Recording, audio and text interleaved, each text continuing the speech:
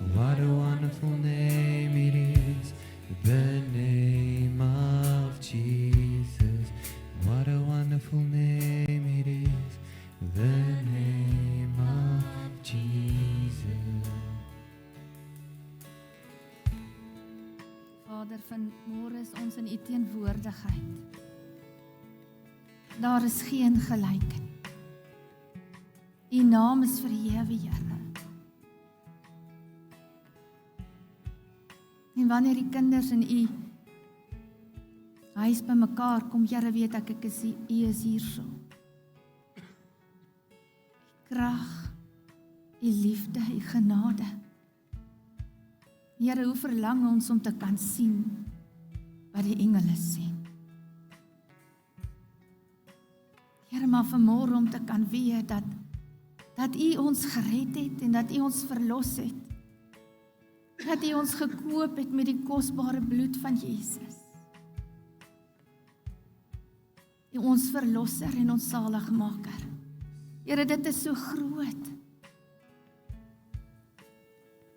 Dat U opgevaar het in die hemel. Dat U sit in die posisie van gesag en majesteit en heerlikheid. En Here, wanneer die kinders praat, dan luister U. Here, U is so bewus van ons. En ek dank U vanmôre, Here, dat U vir ons intree. By die Vader. Dankie dat ons vanmôre 'n hoëpriester koning het wat nie met ons swakhede medelee het nie, Here, maar dat U by ons is en met ons is en dat U deur U woord en deur U Gees kom en ons sterk maak. Ons dank U vanmôre, Here, vir U Gees. U Gees, Here, wat daar is om elkeen van ons by te staan. Dat ons kan wandel in die lewe wat U vir ons berei het. U is 'n heilige God, Here. U is heilig. Wanneer ons in U teenwoordigheid kom, Here, raak ons so bewus van U heiligheid. Ons net voor U kan buig en sê, Here, hier is ons. Raak ons aan. Here, dit laat ons so dink aan Jesaja, Here, wat in die sterfjaar van koning Josia gestaan het en gekyk het. En hy sien die Here op 'n heerlike troon en die soem vul die tempel. Hy sê, wie is ek, Here? Wie is ek? Wie is ek om te gaan praat? En Here, U het ons aangeraak met U Gees, sodat ons U getuies kan wees. Here, U lê U woorde in ons mond. En Here, vanmôre bid ek net dat U kerk, dat U bruid op die plek sal wees van reinheid en heiligheid, vol van lof om ons Here te besing. Here, word verheerlik vanmôre. Here, word verheerlik in alles wat ons doen, in ons lof, in ons aanbidding. Here, in ons harte wat ons vanmôre oopstel en sê, kom Heilige Gees, neem beheer van elke situasie, elke ding wat ons aandink. Wees U in beheer. Hier is ons, Here, om U woord te ontvang. Dankie, Here, dat U U woord en U naam verheerlik het bo alle dinge.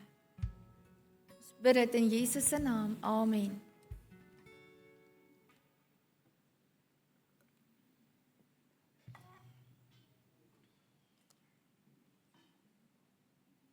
Wanneer 'n mens bewus word van die heiligheid en die heerlikheid van die Here, raak jy so bewus van jou eie nietigheid.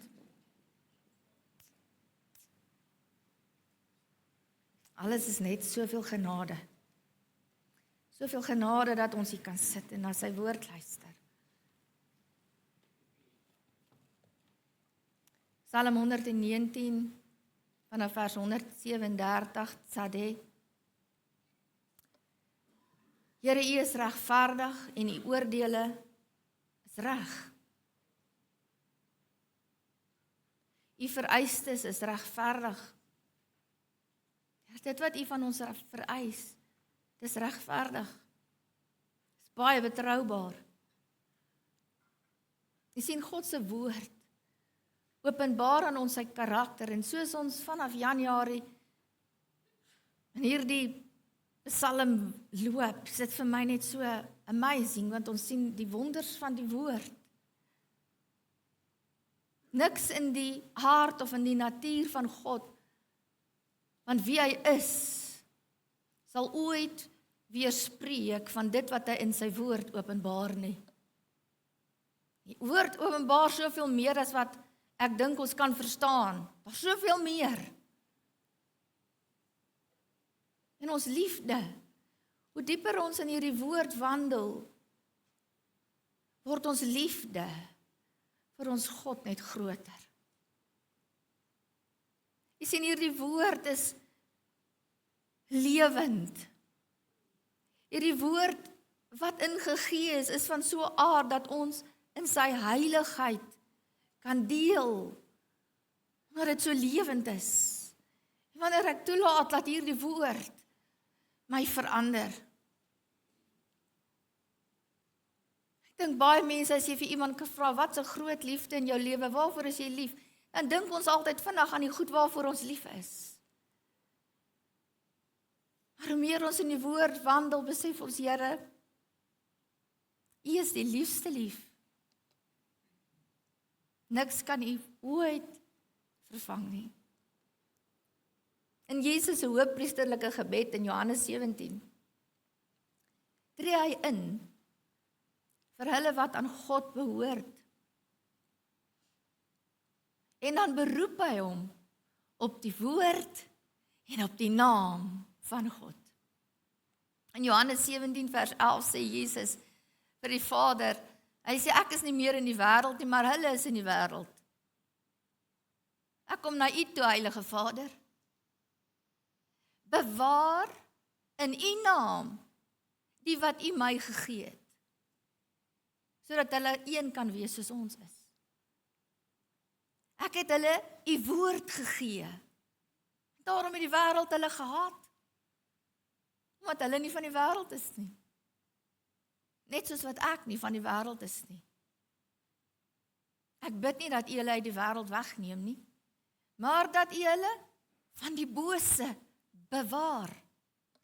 Hulle is nie van die wêreld nie, net soos wat ek nie van die wêreld is nie. Vers 17, heilig hulle in U waarheid.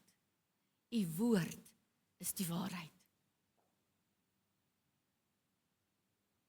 Om elkeen wat aan God behoort te bewaar, is die naam, die woord van God nodig. Dit betrek die hele karakter van God se wese, mense. Sy heiligheid, sy regverdigheid. Dit wat God om in sy woord aan ons openbaar. En dit spreek, daar is 'n verbintenis. Ek is vas, daar's 'n verhouding. Ek het hulle U woord gegee. Jesus sê, ek het hulle nie net bloot die geskrifte geleer nie. Jesus is die woord gemanifesteer, geopenbaar. As jy Jesus gesien het, het jy die Vader gesien. Vol van sy heerlikheid. Dis die woord wat ek en jy in ons hand vanmôre het. Heilig hulle in U waarheid, U woord is die waarheid, want die woord laat ons deel in die heiligheid van God, want na mate ek die woord lees, verander ek.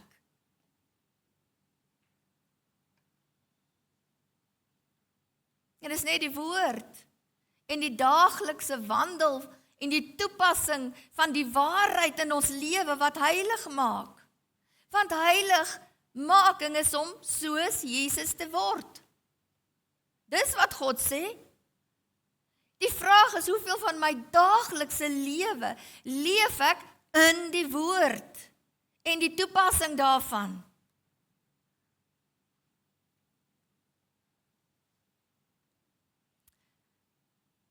Bewaar hulle van die bose.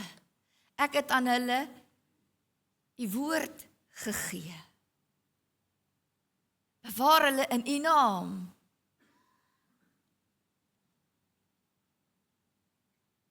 Hebreërs 12 vers 14 sê, jaag die vrede na met almal en die heiligmaking waarsonder niemand die Here sal sien nie. Met ander woorde, jaag die vrede na en jaag die heiligmaking na.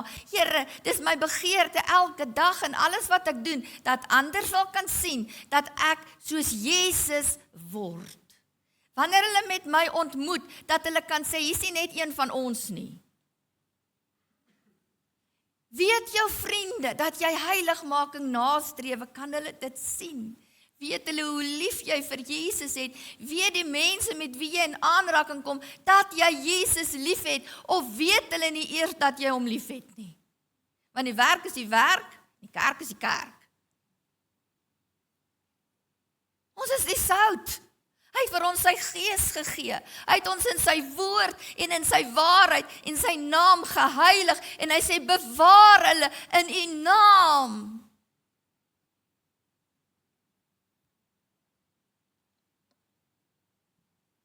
Is die geselskap waar ek is besig om God te verheerlik. Heiligmaking is om toegewy te lewe aan God, soos Jesus dit geopenbaar het in sy lewe. Psalm 119 vers 138 sê, U vereistes is regverdig, dit is betroubaar, dit bied beskerming. Dis tot ons voordeel. Bewaar hulle van die bose. Ek het hulle U woord gegee. Die woord bied beskerming. Teen wie? Teen die bose. Want dis hy wat jou siel wil oes. Dis hy wat jou in die dood wil aflei.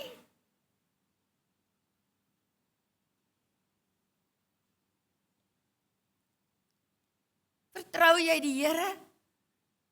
Jy sien, want ons vertroue en ons oorgawe aan die woord word gekoppel aan hoe ek die Here vertrou. Lê my Bybel eenkant op 'n rak. Dan vat ek dit af en toe en ek lees 'n paar verse, maar wanneer ek die woord oopmaak en ek sê, Here, U het vir ons U gees gegee, sodat ek U woord kan verstaan, wat ek vanmôre lees, Here, hoe is dit op my van toepassing, leer my.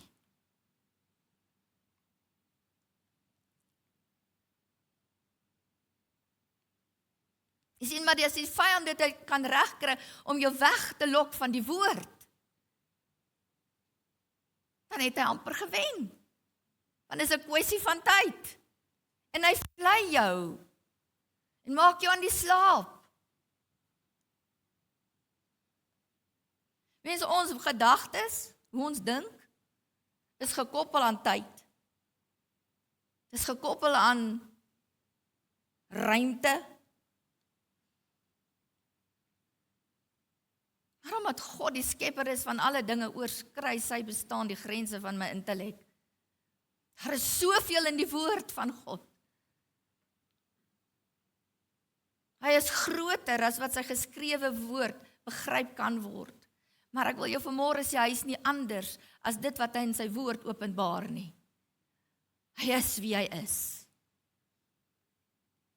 En toe Paulus hierdie regverdige plan van God van die begin af kon verstaan, 'n Jood, hy was Fariseer van die Fariseërs, hy was hoogs geleer, hy kon roem in alles. Maar toe God hom eenkant bring, en toe hy tot die openbaring kom van hierdie plan van God, God se plan met die wêreld van die begin af, met Israel, met die heiden, met die kerk, kon hy nie anders. Here, dit is soveel. En hy het in 'n lofsang uitgebars.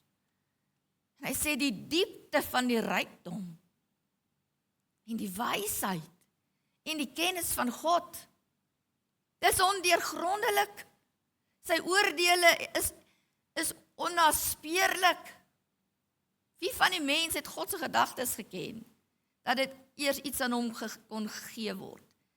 Dat dit hom vergeld moes word. Want uit hom, en deur hom, en tot hom is alle dinge.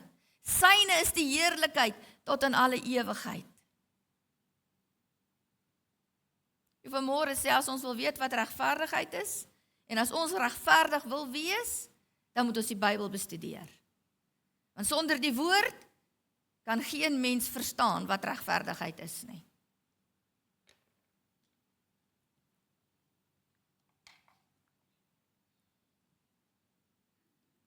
Geen mens het enige aandeel daarin dat ons verlos is nie. Reg in die begin, ons het gesien by Alef, reg in die begin het God besluit, Alef bet. Reg in die begin sou God die lig in die wêreld ingestuur het, tot verlossing. Geen mens kan sy weg op sy eie terugvind na God nie.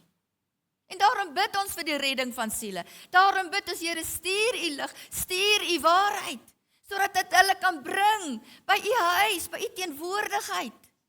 Dis hoekom ons bid, want geen mens kan dit op sy eie reg kry nie. Dis alles God. Redding en verlossing is tot lof en eer van sy naam. En wanneer ons kyk na hierdie letter Tsade, dan verteenwoordig dit nederigheid en onderdanigheid. En die prentjie wat ons daarvan sien in die piktogram, is 'n dienaar wat voor God buig, met sy hande opgehef na die hemel in gebed en verbintenis.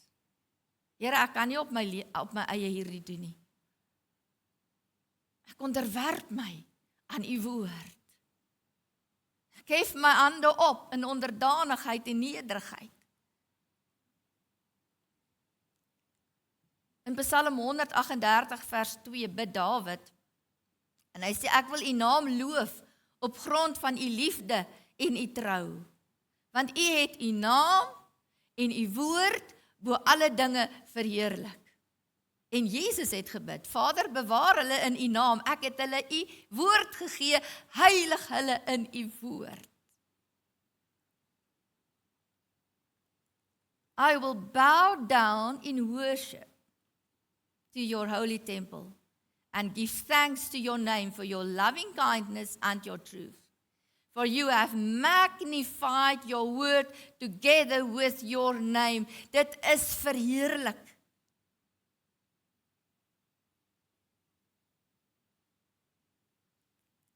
Die koning van die koning Jesus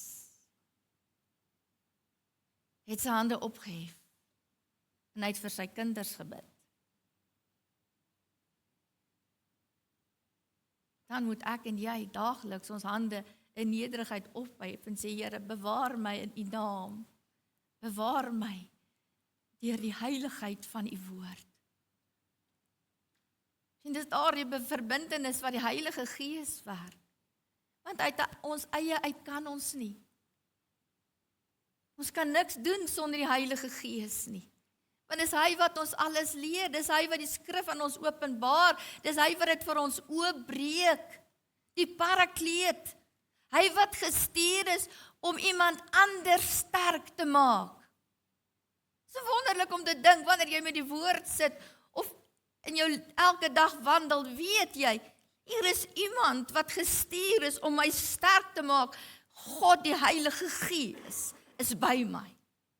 En wanneer ek dit besef en weet God, die Heilige Gees is by my elke dag, dan raak ek so bewus van sy teenwoordigheid, dat wanneer ek by 'n plek instap, ek vir myself die vraag afvra, is dit waar ek hom wil invat?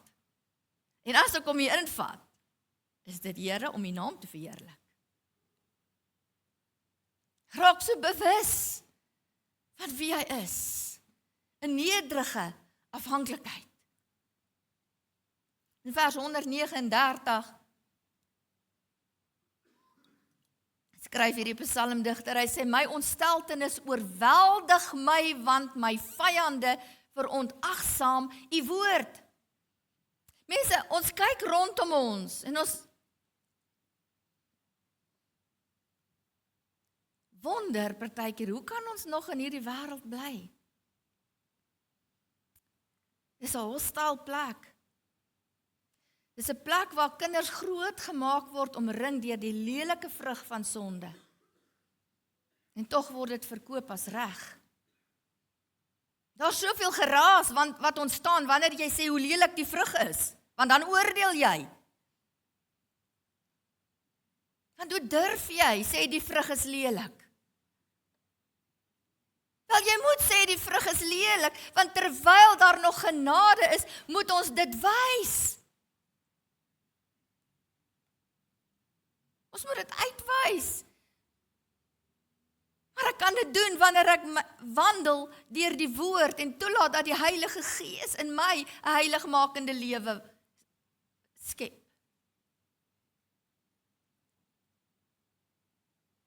Dis 'n plek waar goed sleg gemaak word en waar reg verkeerd gemaak word.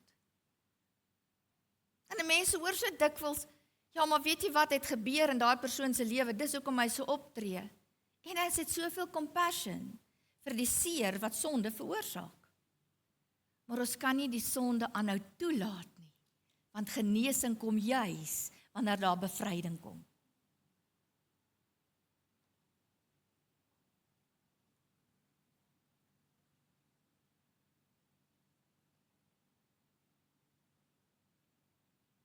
Ons sien wat sonde in onskuldige mense se lewens veroorsaak. Ons sien wat sonde in 'n onskuldige kind se lewe veroorsaak.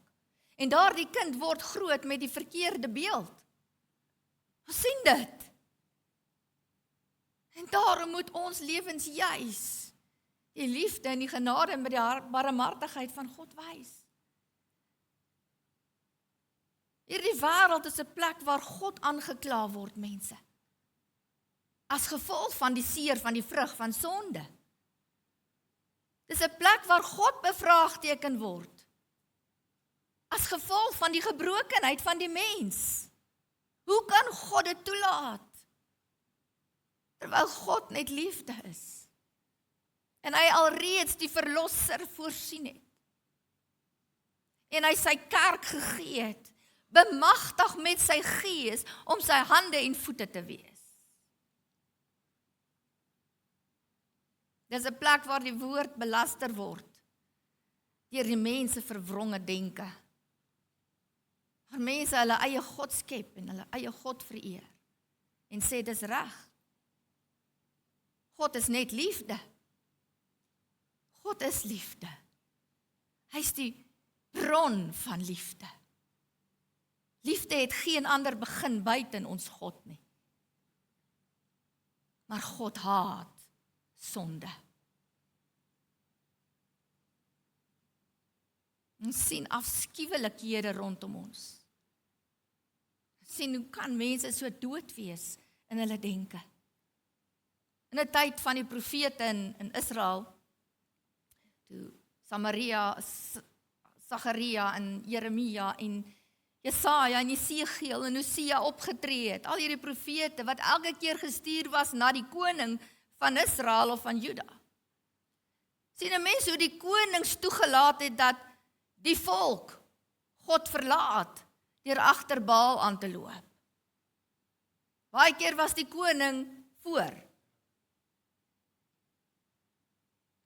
Baal het lewende offers vereis. Hulle kinders. En Jesegiel kom en hy waarsku die volk se leiers, want God se oordeel sal voltrek word oor sonde. Hy sê mense, kind, hierdie leiers het hulle harte op afgode gerig. Hulle het die struikelblok van sonde in hulle lewe toegelaat en dis wat ons sien. Dis hoekom die wêreld rondom ons 'n hostile plek geword het, omdat mense die struikelblok van sonde in hulle lewe toelaat. Omdat hulle die woord nie ken nie, en omdat hulle die gees van God minag, en die naam van Jesus laster. Hoekom sal ek toelaat dat die volk my enigiets vra?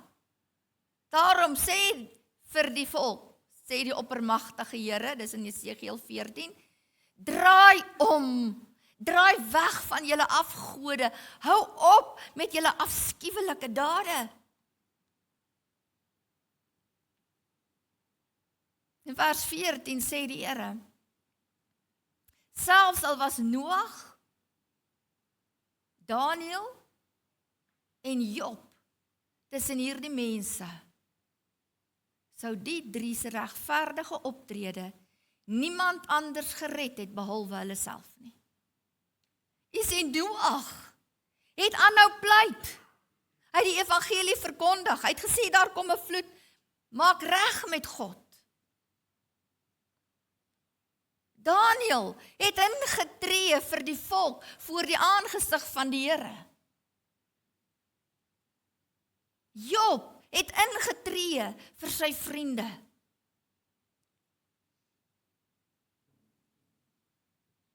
Wat hierdie psalmis hier sê is, hoe meer mense u woord minag en verdraai, hoe groter word my liefde en my passie om dit te vertel. Hoe swarter en hoe donkerder, hoe meer energie het ek om te vertel, Jesus kom, maak jou saak met God reg. Dis nie veronderstel om ons bang te maak en ons huise toe te jaag en te laat wegkruip nie.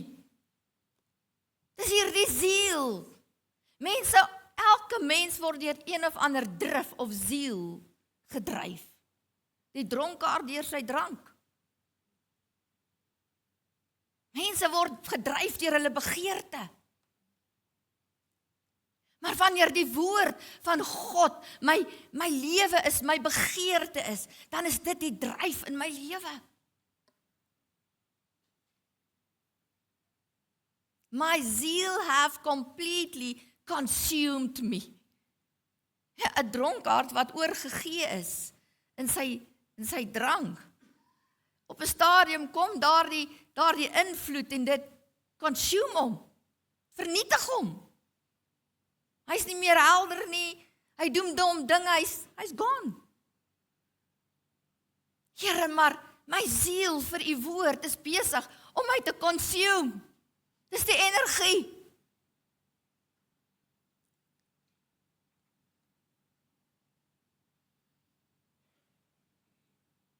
Jy sien, toe die Heilige Gees uitgestort is, het hulle gesien tonge van vuur.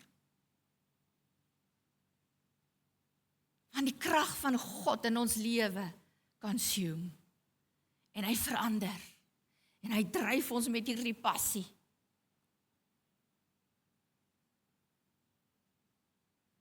Miskien moet ons toelaat en sê, Heilige Gees, gebruik my sodat ander die vuur van die Here kan aanskou. Sy regverdige dade. Ek kan besef dat dit is tyd om by die Here te kom kniel. Jy sien, die Heilige Gees werk in ons om te bid en in te tree vir die mense rondom ons.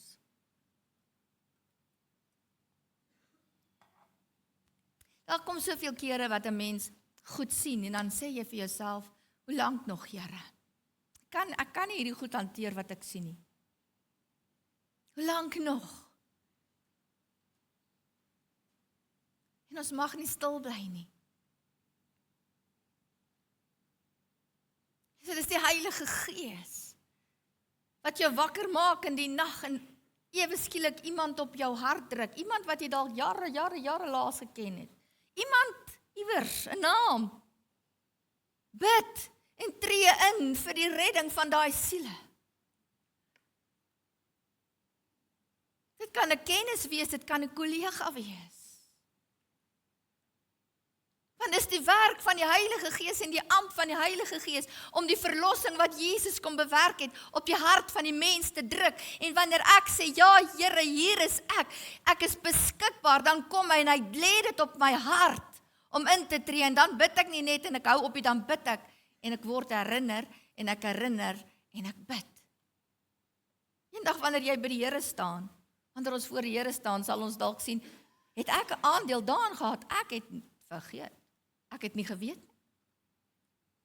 Maar in ons verheerlikte liggame gaan ons so dankbaar wees vir sy werk in ons lewe en ons deelname in die koninkryk. Jy sien, soos Jesus vir my intree, Jesus tree daagliks vir my in. Weet jy, wat sal ek doen? Hy is my hoëpriester.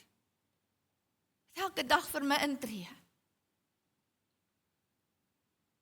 So tree ek in. Vir vrymaking en verlossing en redding.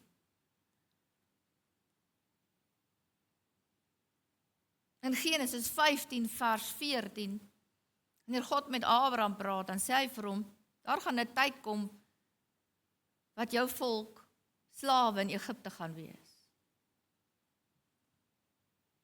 En vir 400 jaar was hulle slawe in Egipte. En God sê, maar ek sal die nasie wat hulle so slawe behandel het, straf, Egipte. Daarna sal ek jou nageslag met 'n groot rykdom daar laat uittrek. Maar jy sal in vrede op 'n rype ouderdom sterf. 4 geslagte na jou, wanneer die sonde van die Amoriete ryp geword het, veroordeel, sal jou nageslag terugkom na hierdie land toe. En hier's wat dit beteken. God is so regverdig, dat hy bepaal het dat geen mens uitgeroei sal word, voordat sy sonde en goddeloosheid so 'n punt bereik het, waar daar geen berou meer kan wees nie. The point of no return. En dan word hulle uitgeroei. Wanneer die Bybel praat van die maat van sonde wat volgemaak word, beteken dit dat die sonde en die goddeloosheid van 'n persoon, van 'n groep of van 'n nasie 'n absolute breekpunt bereik het. Dit is die punt waar God se lankmoedigheid en sy geduld eindig en sy finale oordeel onafwendbaar is. So meer ek hierdie donker en die afskuwelikheid rondom my sien, is dit nie 'n geval van, "Sjoe, ek is bly, ek is gered nie." Dis 'n geval van, "Bekeer julle." En baie keer is dit net dat my lewe 'n helder lig is. Die manier wat ek praat, die manier wat ek met iemand te doen het. Sê vir hulle, hoorie maar, jy's anders, jy weet. Ek het haar nog nooit ontmoet nie. Maar hierdie vrou, wat is daar in haar lewe? Want ons lewens is die lig, waarin Jesus Christus se Heilige Gees skyn. Ek is 'n breekbare erdepot, vol krake as jy na my gaan kyk. Vol foute. Ons kan maklik inzoom op wat ons verkeerd doen. Maar Here sien die skoonheid van sy Gees word toegelaat om deur hierdie krake te skyn en lig te wees tot sy voortreffelikheid en sy heerlikheid. In Matteus 23 vers 32 verwys Jesus self na hierdie selfde punt wanneer hy sê die godsdienstige leiers van daardie tyd het die profete teëgestaan, die woord van die profeet teëgestaan. Hulle het Jesus teëgestaan. En God se geduld word tot die uiterste gedryf, tot op die punt want daar geen omdraai is nie. In 1 Tessalonisense 2 vers 15 tot 16 skryf Paulus oor die mense wat die evangelie teëstaan. En hy sê dat hulle altyd weer hulle sondes volgemaak het. Met die gevolg is dat die straf van God uiteindelik oor hulle gaan kom. God bepaal die tye. Ons het nie nodig om dit te weet nie. As ons geweet het, het ons nie 'n verwagting gehad nie. En het ons dalk nie hierdie siel gehad om aan te hou roep nie.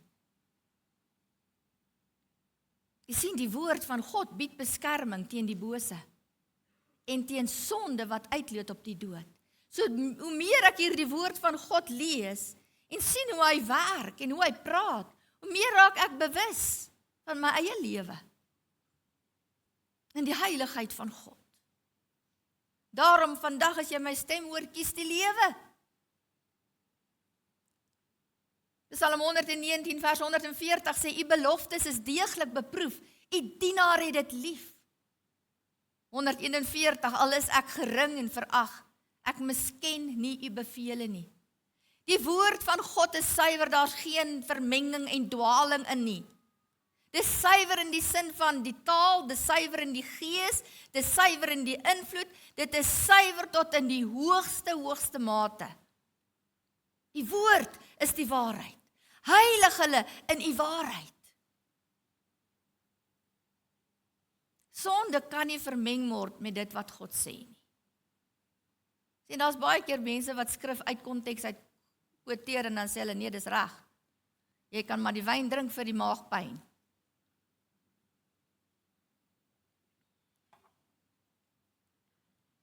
Of jy het nie 'n huweliksertifikaat nodig nie, want in God se oë is jy getroud.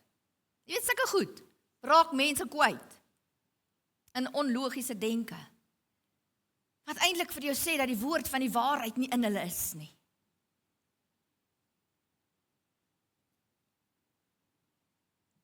Dien die Here of dien Baal? Dit was Elias se boodskap. Dien die Here of dien Baal? Kies wie jy wil dien. Ons kan nooit sonde verdraai of sag maak nie, ons kan nie. Of ons eie opinie handhaaf as 'n waarheid nie. Die woord is baie duidelik en die woord is suiwer. En hoe meer ons die woord van die Here ondersoek, hoe meer vind ons, Here, hoe suiwer is hier die woord van God. Psalm 119:142 sê, Here, u regverdigheid duur vir altyd en u gebooie is betroubaar. Angs en benoudheid sak op my toe, maar u gebooie is my vreugde. U vereiste is altyd regverdig. Gee my insig sodat ek kan lewe. Wanneer ons hierdie verse lees onder Tsadeh, moet ons die heeltyd vir onsself hierdie prentjie sien van die diensknegt wat voor God buig met my hande in die lug. In nederige afhanklikheid en in oorgawe. God bly regverdig, vol genade en barmhartigheid, maar daar kom 'n punt van geen omdraai vir die mens. Hoe meer ons hierdie woord lees, hoe liewer word ons vir dit. Want dit bind my vas aan God se beloftes.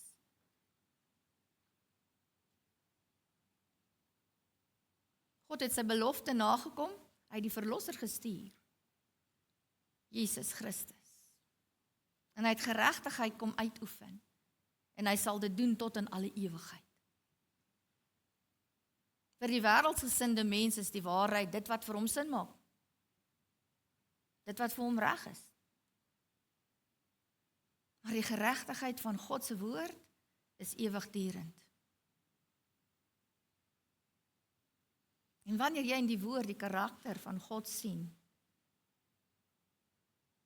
dan word hierdie woord vir jou belangriker. Meer as koffie in die oggend. Maar tee en koffie en tee in die Bybel, dit werk. Dit is die eerste ding wat jy wil doen. Want Here, bewaar my van die bose. Job was 'n regverdige man. Blameless sê die woord. Blameless and upright before God. Hoekom? Want Job het God gevrees. God gevrees. En omdat hy God vrees, beskerm God hom. Bewaar in u naam hulle wat u vir my gegee het, aan my gegee het. Heilig hulle in u waarheid. U woord is die waarheid. Job is die oudste geskrif van die Bybel. Die oudste. So oud dat baie van die taal en die goed was moeilik om na te speur, want dis die oudste geskrif wat daar is. Maar in hierdie oudste geskrif lees ons vir 'n man wat God so gevrees het, dat hy God se beskerming geniet het. Job het nie die Bybel in sy hand gehad soos ek en jy dit vandag in ons hand gehad het nie. Maar hy het God gevrees. En op 'n dag toe kom die aanklaer by God, Satan. En die Here sê, jy agslaan op my knegt Job. Daar's niemand so vroom en regverdig nie. En dan sê die Satan, die aanklaer, dis 'n goeie rede dat hy dit doen. Want het U nie vir hom en sy huisgesin en sy eiendom nog altyd net beskerm nie. Dis U wat hom voorspoedig gemaak het in alles wat hy doen. Kyk net hoe ryk is hy. En hierdie aanklaer kom voor God en hy sê, die enigste rede hoekom Job U vrees is omdat hy U seën geniet. En ons weet, dan word Job deur 'n toets gesit. Want God weet, hy ken sy knegt.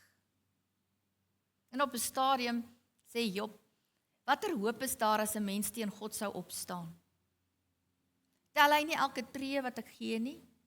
Toe al hierdie goed met hom begin gebeur. Uiterstes. Daar was 'n stadium wat hy sy eie geboortedag vervloek het. Maar in Job 31 is seker een van die hoofstukke wat ons die duidelikste verduideliking sien hoe 'n godvrugtige lewe moet lyk. Dis 'n hoofstuk wanneer ons dit lees en dit wat Job alles daar sê, dan voel dit vir ons soos die gees van die Nuwe Testament, eerder as wat in die Ou Testament was. Hierdie oudste geskrif, sien ons die beeld van 'n opregte mens wat God gevrees het en die kwaad vermy het. En dit herinner ons aan die bergpredikasie van Jesus. Hierdie hoofstuk in Job. In Job 31 sê Job, laat God my weeg met die regte maatstaf. Job vra, hoe sou ek God ooit in die oë kon kyk wanneer hy my tot verantwoording roep? Hy is ons almal se skepper. Job sê, ek het nooit probeer om my eie sonde weg te steek, soos mense graag dit doen nie. Jy sien, Job se vriende kom en hulle kla hom aan, dis as gevolg van sonde, dis as gevolg van iets wat jy bedek het, want dis mos die mense oor die algemene sing, wanneer iemand siek word, daar's iewers verbitterdheid of sonde of enig of ander iets in jou lewe. Nee, is nie noodwendig so nie. Job, God het gesê, daar's niemand so vroom en Godvreesend soos Job nie. So dit beteken sy vriende was nie eers in dieselfde klas nie. Maar hulle kom en hulle wil vir Job raad gee. Job sê, ek het nog nooit probeer om my sonde weg te steek nie, want as jy vrees vir God het, dan ontbloot jy alles. Jy sê, Here, U ken my deur en deur.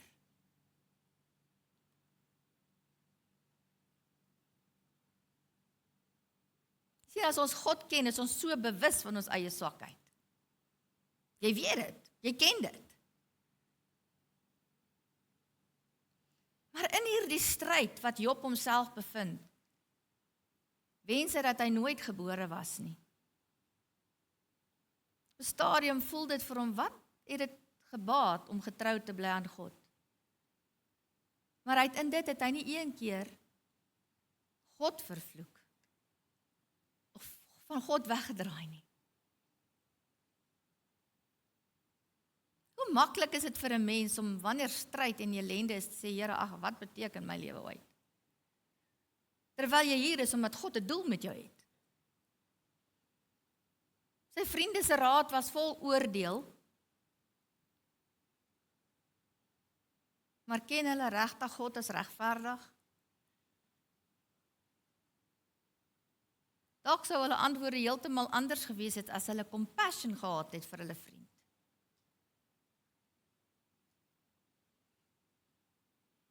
In Job 33 is daar die mooiste, wat jy kan sê, in oudste geskrif. Lees ons in vers 23 van die verlosser wat sou kom. Maar as 'n hemelse boodskapper, 'n baie unieke een, intree vir so 'n persoon en hom regverdig verklaar, sal God hom genadig wees en sê, laat hom vry. Moenie dat hy sterf nie, want ek het 'n losprys gevind vir sy lewe. In die oudste geskrif lees ons van die verlosser, die Messias, wat sou kom, wat die losprys sou betaal, sodat ons kan lewe.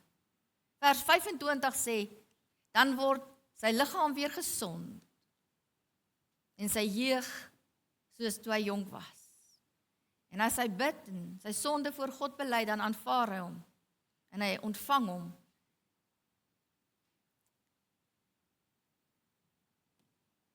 God het my gered van die graf en nou is my lewe gevul met lig.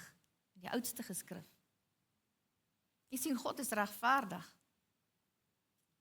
En reg deur al die eeue, reg van die begin, ken die mens God se regverdigheid. Want God verkondig dit. In sy regverdigheid vind ons verlossing en ons vind genade en ons vind guns en ons vind sy goedheid. Wanneer ons sy verlossing verwerp, is hy ook die regverdige bron van toorn en woede.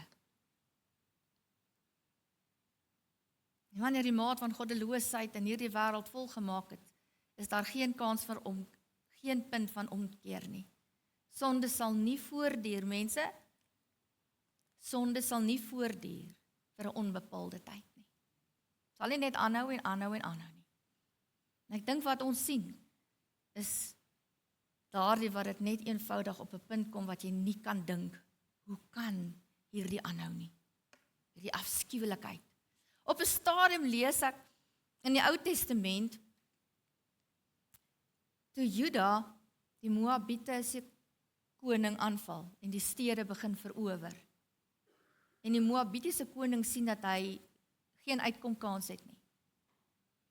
Het hy op Samaria, ek dink hy was in Samaria, waar ook al, het hy op sy stadsmuur gegaan en hy het die seun wat hom moes opvolg as koning geoffer aan Baal. En die woord van die Here sê, dit was so afskuwelik vir Israel gewees, dat hulle omgedraai het en teruggegaan het. Want dis wat sonde in 'n kind van die Here se oë is. Dit is so afskuwelik, dat jy niks daarmee te doen wil hê nie.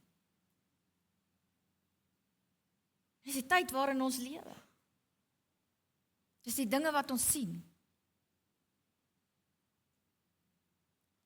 En ons kan vreugde vind in die woord van die Here. Hy is getrou. Hy is regverdig. Hy sal nie onnodig enige iets uitrek wat ons voel. Here, is dit nie nou genoeg nie? Wanneer ons nie altyd die rede kan verstaan nie, God bly regverdig en ons kan daarop staat maak. Aan die einde van Job se stryd, in die 42ste hoofstuk, antwoord die Here vir Job. Want die Here kom en hy sê vir Job, Job, waar was jy toe ek die hemel gemaak het? Waar was jy oor die seekoei? En so praat hy vir hom vol struis en al die diere. Waar was jy, Job? En Job antwoord, ek weet nou dat u enigiets doen en niemand kan u keer nie. U vra, wie waag dit om in sy onkunde my wysheid te bevraagteken? Dit was ek. Ek het gepraat oor dinge sonder begrip, dinge wat te wonderlik is vir my. U het gesê, luister, want ek wil praat. Ek sal jou vra en jy moet my antwoord. Tot nou toe het ek net met my ore van u gehoor. Maar nou het ek u met my eie oë gesien. Nou verag ek myself en het berou in stof en as. Ons kan aanvaar dat dit wat Job, die regverdige van God geweet het, nie noodwendig verkeerd was nie, want hy was vroom. Hy het God gevrees.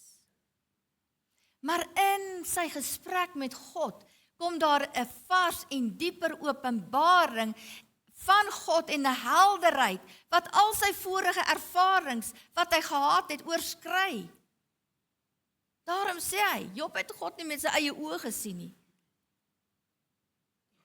Maar wat hy nou van God gesien het en ervaar het en beleef het, is vir hom soveel helderder as wat hy ooit geweet het.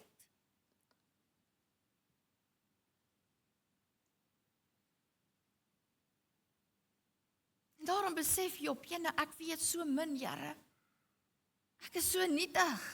Ek het berou dat ek my geboortedag vervloek het. Ek het berou, dat ek gedink het, wat is dit die moeite werd, om U te dien. Mense, ons weet, Job het niks gedoen om daai stryd te verdien, wat hy gehad het nie. Glad nie. Dis juis omdat hy God gevrees het.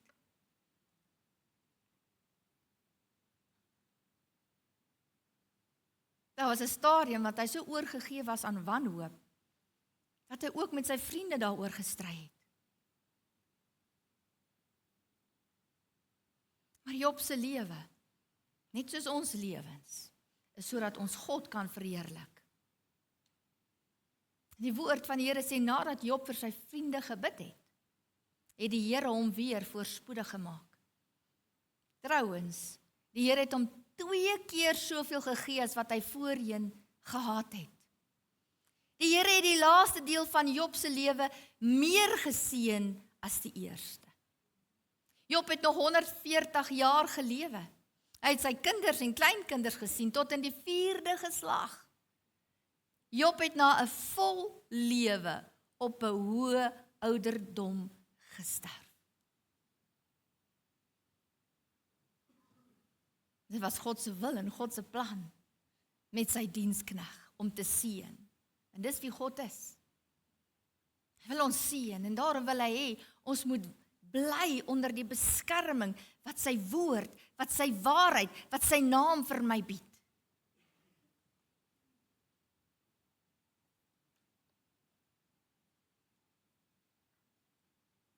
Daarom sê die psalmis, U gee my insig sodat ek kan lewe. Here, U gee my insig, U gee my wysheid.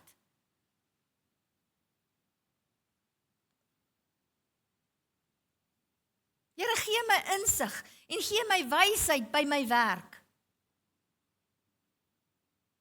Here, ek wil nie hulle moet op my afsmeer nie.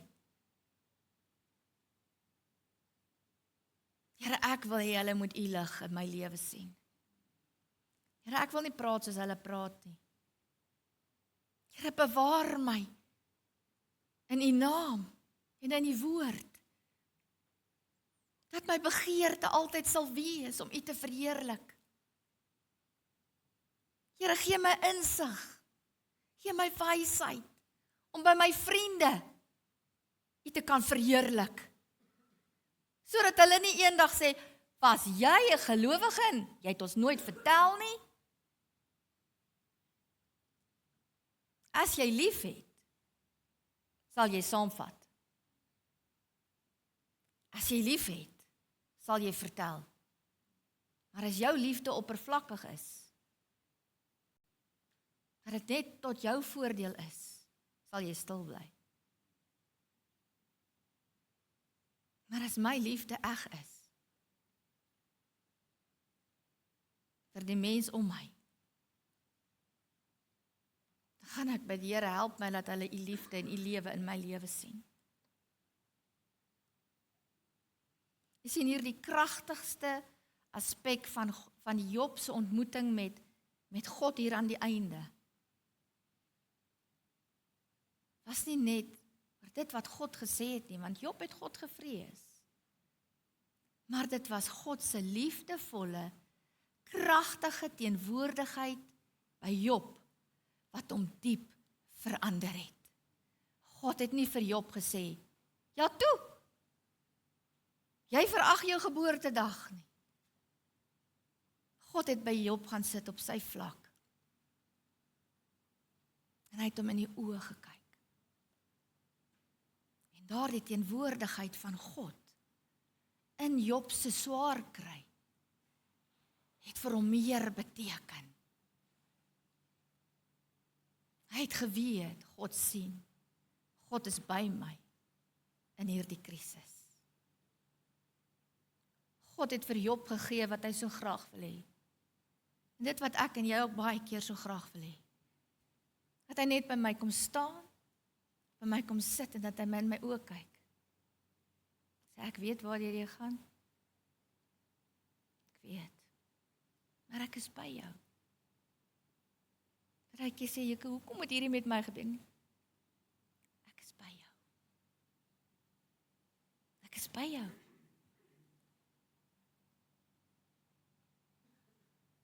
Sien, en hierdie wete, dat God by my is, bring by my hierdie nederigheid, en hierdie afhanklikheid, dat ek op my knieë gaan, en my hande in die lug hef, en na die hemel kyk. Sê, Here, ek sien U op U troon. Daardie posisie van almag, heerlikheid, heerskappy, oor die hemel en oor die aarde. En U, Lord, you bend down, and you listen. Hoor wat ek sê.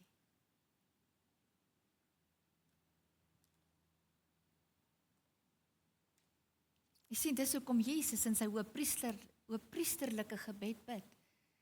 En hy sê, dis vir julle voordelig, dat ek weggaan.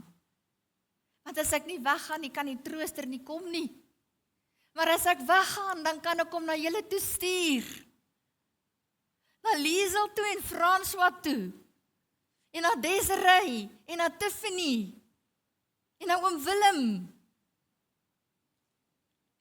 Dan kan ek hom na hulle jou toe stuur. Hy wat jou gaan sterk maak, hy wat jou gaan optel, hy wat jou gaan krag gee, hy wat jou van wysheid gaan bedien. Dis tot jou voordeel. En dan wanneer ek sy woord bid, dan sê Heilige Gees, U is hier tot my voordeel, ek het 'n leermeester nodig. Leer my U woord. Jy sien, maar wanneer hy gekom het, die Gees van die waarheid, heilig hulle in die waarheid, U woord is die waarheid, die Gees van die waarheid, sal ons in die hele waarheid lei. Hy sal nie uit homself spreek nie, maar hy sal aan julle sê wat hy hoor, en hy sal die toekomstige dinge aan julle verkondig. Hy sal my verheerlik, omdat hy dit sal neem wat aan my behoort, en aan julle verkondig. Mense, ek wil jou vanmôre sê, God se kragtigste teenwoordigheid is met ons midde in 'n donker, dooie wêreld. Soos Marlies vanoggend sê, jou oë, jou mond hang partykeer net oop. Ek kan nie glo wat ek hoor of sien nie. Jou mond hang oop. Daardie verdrukking, daardie stryd. In Job 37 staan daar, uit die noorde kom God in 'n goudglans. Rondom hom is ontzagwekkende majesteit. Ons kan ons nie voorstel hoe magtig God is nie. Tog is hy so regverdig en vol genade, dat hy ons nie verdruk nie. Geen wonder dat alle mense hom vrees nie. Mense met ware wysheid het ontzag vir hom.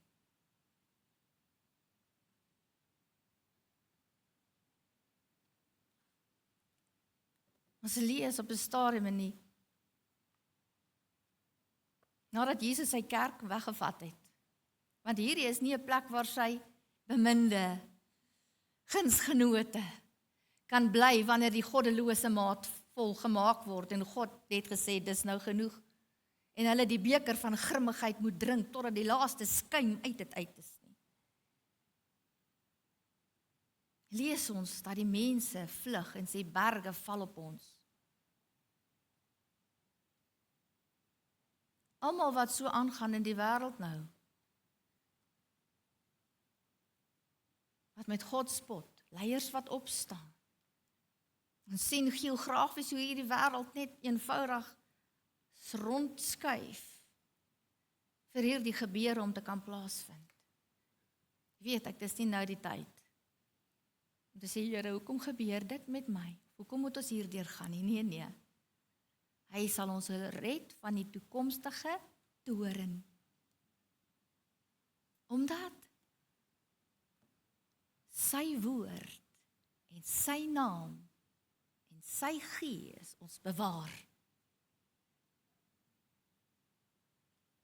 En daarom wanneer hierdie kragtige instrument van God weg is, sal die beker uitgegooi word. Want hy is die koning van die konings en hy is regverdig. Sien, wanneer ek sy woord lees, dan kom daar by my 'n dieper begeerte om te sê, Here, meer meer. Ek wil meer weet, meer verstaan, ek wil meer sien. Die woord is nooit oud nie. Dit wat jy in Job gelees het 'n paar jaar terug, as jy hier vir Job lees, dan kom die Here en hy maak nog, hy lig dit nog uit en sê, "Jo Here, ek weet niks." Want ons is nederig, afhanklik. En ons is dien hom. Kom ons bid vanmôre. Dankie Here vir u woord. Dankie Here dat u ons reinig deur u woord. Dankie Here dat u ons herstel, dat u ons bewaar deur u woord. Dankie vir u gees van wysheid, u gees van waarheid, u krag, die ander trooster wat u vir ons gegee het, om by ons te wees, om ons sterk te maak, Here, waar ons swak is. En vanmôre weet ek, Here, u ken elkeen van ons, u ken ons harte deur en deur. Vanmôre bid ek, Here, vir nuwe oorgawe, bereidheid om te sê, Here, praat met my, leer my, stuur my, Here, maak my wakker in die nag om te bid. Heilige Gees, hier is ek. Vanmôre bid ek, Here, dat u kerk, en dat u krag in die kerk helder sal skyn. Vanmôre bid ek, Here, vir elkeen van ons wat u woord hoor, dat ons werklik daarop sal ag gee. En ons harte oopmaak en ruim maak, sodat die Heilige Gees kan doen, dit wat net u kan doen. Here, ons begeerte is heiligmaking. Lei ons deur u woord. Here, opnuut is dit ons begeerte om die sout te wees en te sê, Here, gebruik ons by ons moeilike werke, Here, want dit raak moeilik by die werk. Vir baie mense is dit moeilik by die huis ook. En ek bid, Here, dat u Gees op die kinders sal rus, dat u ons sal sterk maak, en dat ons sal vertel, dat ons getuienis sal deel. En nog steeds saam met u Gees, roep ons uit, kom Jesus, kom. Ons bid dit vanmôre in die naam van Jesus. Amen. Mag die Here